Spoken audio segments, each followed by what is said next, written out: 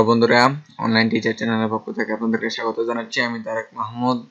আজকে আমরা যে বিষয়টি নিয়ে আলোচনা করব তা হচ্ছে আপনারা যারা এসইও করবেন বা এসইও কাজ শুরু করবেন, যারা অলরেডি আমার আগের ভিডিওগুলো দেখে ফেলেছেন, তাদেরকে আমি কিছু বলতে চাই। তা হচ্ছে এসইও শুরু করার আগে আপনাকে এসইও সম্পর্কে কিছু জিনিস জানা দরকার।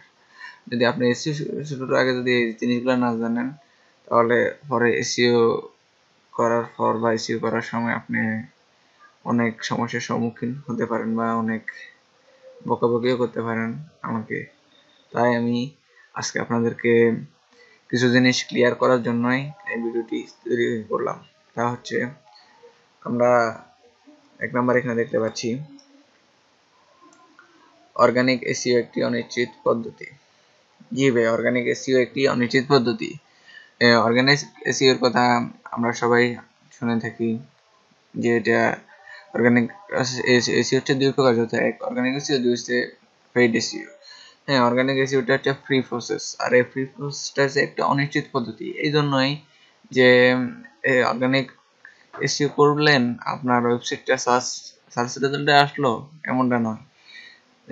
এসইও করলে যে আপনার ওয়েবসাইটটা সার্চ রেজাল্টে আসবে এমনটা ঘটে না। যদি ঘটতো তাহলে পৃথিবীতে হাজার হাজার ওয়েবসাইট থাকতো, তাহলে সবাই তাদের ওয়েবসাইটটা তাদের সার্চ রেজাল্টে পেত। এমনটা হয় না। আপনাকে এসইওর নিয়মগুলা মেনে চলতে হবে এবং মেনে চললেই তারপর আপনি সাকসেসফুল হবেন। তার জন্য আমরা এখানে দেখতে পাচ্ছিলাম যে কিন্তু সঠিক পদ্ধতি জানা থাকলে সফল হওয়া অসম্ভব বা আহামরি কিছু নয়। হ্যাঁ, সঠিক পদ্ধতি যদি আপনি না জানেন তাহলে আপনার জন্য সফল না হওয়াটাই আপনার জন্য প্রাপ্য আর কি। যদি সঠিক পদ্ধতি আপনি যদি না জানেন, আপনি সঠিক পদ্ধতি আপনি যদি জানেন তাহলে এগুলা আপনার জন্য খুবই সিম্পল কাজ আমার মতে, যদি আপনি সঠিক পদ্ধতি জেনে থাকেন।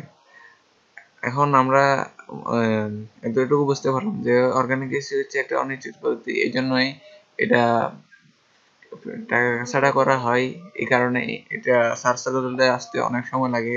আর যারা পেইড এসইও করে এটা তো টাকার বিনিময়ে আসে, ওখানে ওগুলা ফার্স্টেই থাকে। ওগুলা হচ্ছে পেইড এসইও রেজাল্ট, ওইগুলার মাধ্যমে ওরা খুব সহজেই র্যাঙ্ক পেয়ে যায়।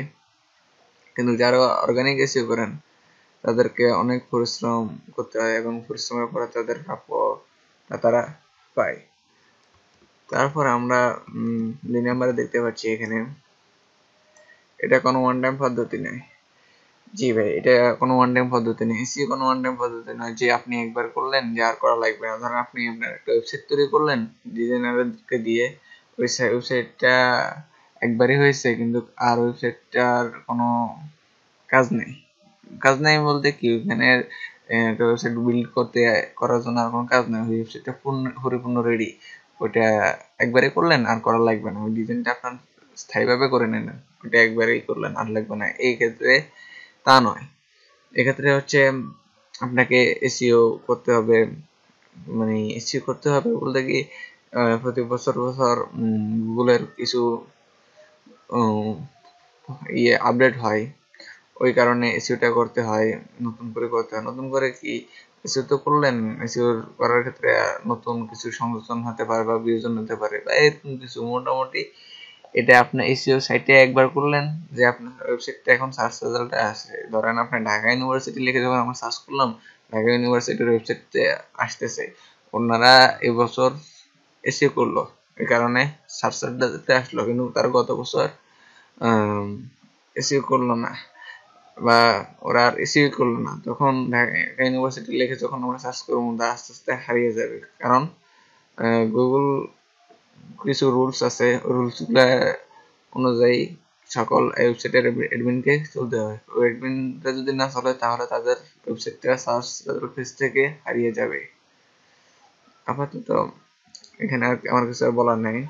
তারপরে এখানে আমরা 3 নম্বরে দেখতে পাচ্ছি নিয়মিত পরিচর্যা এবং রক্ষণাবেক্ষণ করতে হবে। অনেকে হয়তো প্রশ্ন করবেন যে নিয়মিত পরিচর্যা এবং রক্ষণাবেক্ষণ কি করব? এটা কি গাছ নাকি যে নিয়মিত পরিচর্যা করব আর রক্ষণাবেক্ষণ করতে হবে? জি ভাই, আমি বলবো এটাই হচ্ছে আপনার কাজ। ধরেন একটা ওয়েবসাইট আছে আপনার, ওইটা যদি ভিজিটর না থাকে তাহলে আপনার ওয়েবসাইটটার কোনো মানে হয় না। আর ওয়েবসাইটটার ভিজিটর পাওয়ার জন্য অন্যতম মাধ্যম হচ্ছে এসইও, বা আপনার ওই ওয়েবসাইটটা যদি একটা ই কমার্স সাইট হয়, আপনার পণ্য বিক্রির একমাত্র মাধ্যমটা হচ্ছে এসইও। এক্ষেত্রে আপনাকে কিছু এসইওর পরিচর্যা রক্ষণাবেক্ষণ করতে হবে, বলতে এসইও তে করার বিভিন্ন নিয়ম অনুযায়ী এসইও করতে হয়। এখানে কোনো ওই সিস্টেমগুলা ঠিক আছে কিনা ওটা চেক করা। ধরেন আমরা আগের পর্বে আমি বলছিলাম স্পাইডার বা ক্লাউড, স্পাইডার কথা বলতেছিলাম বা ক্লাউডের কথা বলছিলাম, ঠিক ওইগুলাই। এগুলা ঠিকমতো কাজ করতেছে কিনা এগুলা চেক করা, এটা হচ্ছে এই ধাপের কাজ। মানে এই ধাপের কাজ বলতে নিয়মিত পরিচর্যা বা রক্ষণাবেক্ষণ এগুলাই করতে হবে। 4 নম্বরে আমরা দেখতে পাচ্ছি ইন্টারনাল কোনো সমস্যা আছে কিনা তা নিয়মিত পরীক্ষা করতে হবে। ইন্টারনাল বলতে ধরেন অনেকগুলো ওয়েবসাইট HTML এবং CSS দিয়ে তৈরি করা হয়। এইগুলো হচ্ছে কোড সংক্রান্ত ওয়েবসাইট। কোড সংক্রান্ত ওয়েবসাইট এর কোনো ইন্টারনাল বা কোনো কোডে ত্রুটি আছে কিনা এই ধরনের কাজগুলো আমরা নিয়মিত পরীক্ষা করতে হবে। এই ধরনের কোনো সমস্যা আছে কিনা তা আমাদেরকে নিয়মিত পরীক্ষা করতে হবে। এই ধরনের কোনো সমস্যা থাকে তাহলে আমাদের এসইওতে প্রবলেম হবে। আপনার সাইটে ট্রাফিক আসা বন্ধ হয়ে যাবে বা ভিজিটর আসা বন্ধ হয়ে যাবে এই ধরনের সমস্যার কারণে, এবং আপনার ওয়েবসাইটেও ধরেন কোনো ডিজাইনের কোনো ত্রুটি আসতে পারে ইন্টারনাল কোনো সমস্যার কারণে। তাই আপনাকে এই ইন্টারনাল কোনো সমস্যা হতেছে কিনা, বা আপনার কোনো HTML এ কোনো সমস্যা হয়েছে কিনা, বা CSS কোনো সমস্যা হয়েছে কিনা এগুলা নিয়মিত পরীক্ষা করতে হবে। তাছাড়া আমরা এখন আবার এই 5 নম্বরে দেখতে পাচ্ছি যে ধৈর্য না থাকলে এসইও করবেন না। আমি আপনাদেরকে বলবো যে ধৈর্য যদি না থাকে আপনার, তাহলে আপনি এসইও করবেন না। কারণ এসইওটা হচ্ছে অনেকটা কষ্টকর বলতে এখানে আপনার প্রচুর পরিশ্রম করতে হবে। পরিশ্রমের পরে আপনাকে আপনার কাঙ্ক্ষিত ফলাফল দেওয়া হবে। এখন আপনার যদি ধৈর্য না থাকে আপনি ফলাফলের আশা কি করবেন?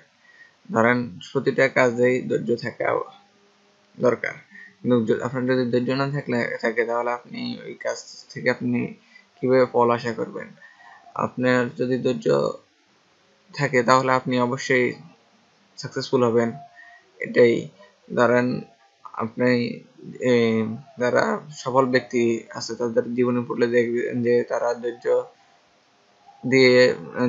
ধরে এসেছে বলেই তারা আজকের কাঙ্ক্ষিত লক্ষ্যে পৌঁছাতে পেরেছে। তাই আপনাদের সবারই উচিত ধৈর্য ধরে এসে করবেন। আর যদি ধৈর্য না থাকে তাহলে আমি এখানে বলবো আপনি আর আমার ভিডিওগুলো দেখবেন না। কারণ আপনার ধৈর্য যেহেতু নেই সেহেতু আপনি ভিডিও দেখে কি লাভ হবে? আপনি তো এসইও করতে যে ধৈর্য দরকার আপনার ধৈর্যটুকু নেই। তাহলে মোটামুটি আমি আপনাদেরকে বোঝাতে পারলাম কি তা আমি জানি না। আশা করি আপনারা বুঝতে পেরেছেন। এসইও শুরু করার আগে আপনাদেরকে এই নিয়মগুলা বা রুলসগুলা মেনে চলতে হবে। মেনে চললে তো আপনি আপনার কাঙ্ক্ষিত সাফল্য পৌঁছাতে পারবেন। তো আজকের মতো আমি আমার টিউটোরিয়ালটি এখানে শেষ করতেছি। তাহলে আপনারা আমার পরবর্তী ভিডিওগুলো দেখবেন। ওই ভিডিওগুলোতে আমি আমার এসইও সংক্রান্ত অনেকগুলা খুঁটিনাটি বিষয় আলোচনা করবো, এবং এসইও কিভাবে করতে হয় তা নিয়ে আমি পরিপূর্ণ টিউটোরিয়াল তো দিচ্ছি। শুধু একটু ধৈর্য ধরে দেখতে হবে, কারণ আমি তো ভিডিওগুলো তৈরি করতে হয় আর তৈরি করতে সময় লাগে, অনেক কিছু লাগে।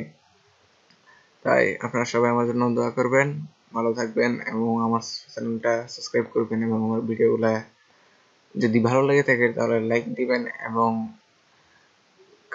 যদি কোনো সমস্যা হয় কোনো কিছু বুঝতে তাহলে কমেন্ট বক্স তো খালি আছে, আপনি কমেন্ট করেন, আমি আপনার কমেন্টে রিপ্লাই দিব অবশ্যই।